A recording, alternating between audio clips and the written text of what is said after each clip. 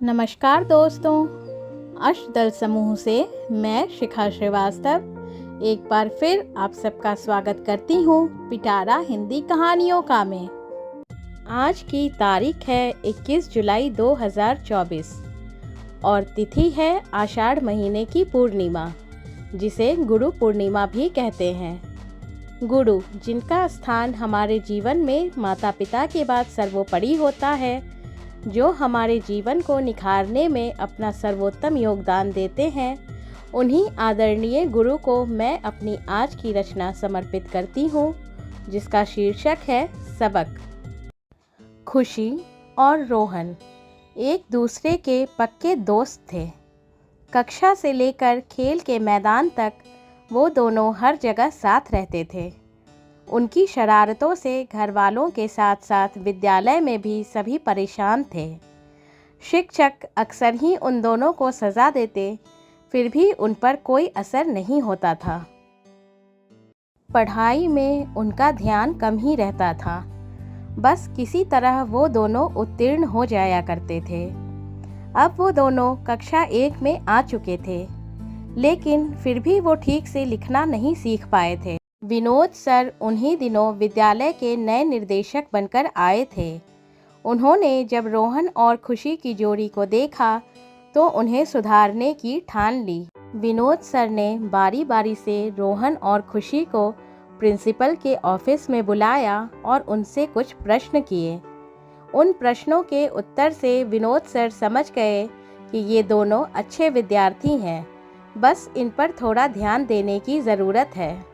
बहुत सोच विचार के बाद उन्होंने एक तरकीब निकाली।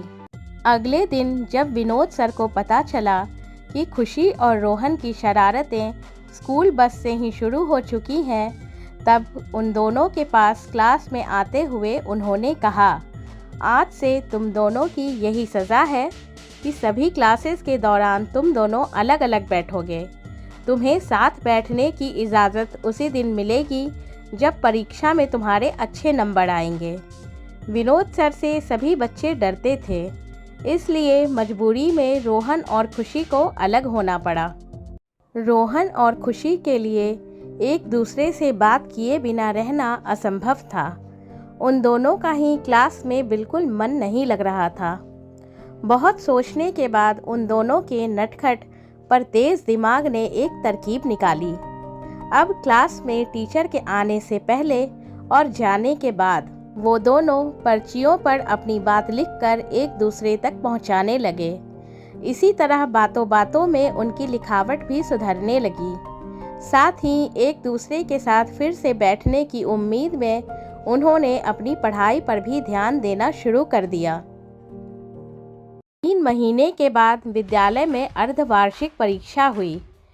विनोद सर ने जब इस परीक्षा के परिणाम कक्षा में घोषित किए, तब ये देखकर सभी हैरान रह गए कि रोहन और खुशी सबसे ज़्यादा नंबरों से उत्तीर्ण हुए थे।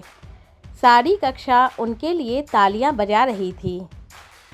रोहन और खुशी का रिपोर्ट कार्ड उन्हें देते हुए विनोद सर ने उनसे कहा, आज तुम दोनों के हौसले की जीत हुई है, इसलिए मैं तुम दोनों की सज़ा खत्म कर रहा हूँ।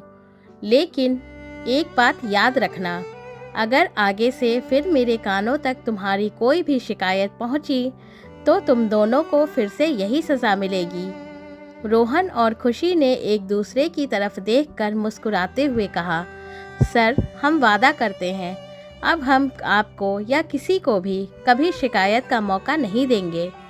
उन दोनों के चेहरे पर आत्मविश्वास की चमक थी और विनोद सर प्रसन्न थे कि उनकी तरकीब से 2 बच्चों का जीवन संवरने की दिशा में अग्रसर हो गया था। मैं आशा करती हूँ आप सबको ये छोटी सी कहानी अवश्य पसंद आएगी। कृपया कमेंट बॉक्स में अपने विचारों से मुझे अवश्य अवगत करवाएं एवं हमारे चैनल को लाइक, सब्सक्राइब, शेयर करके हमारा हौसला बढ़ाएं। फिर मिलेंगे जल्दी ही एक नई कहानी के साथ यहीं इसी जगह पर पिटारा हिंदी कहानियों का में। तब तक स्वस्थ रहिए, हंसते रहिए, मुस्कुराते रहिए एवं अपने गुरु को यथोचित सम्मान देकर उनका उचित मार्गदर्शन प्राप्त करके अपने जीवन में आगे बढ़ते रहिए।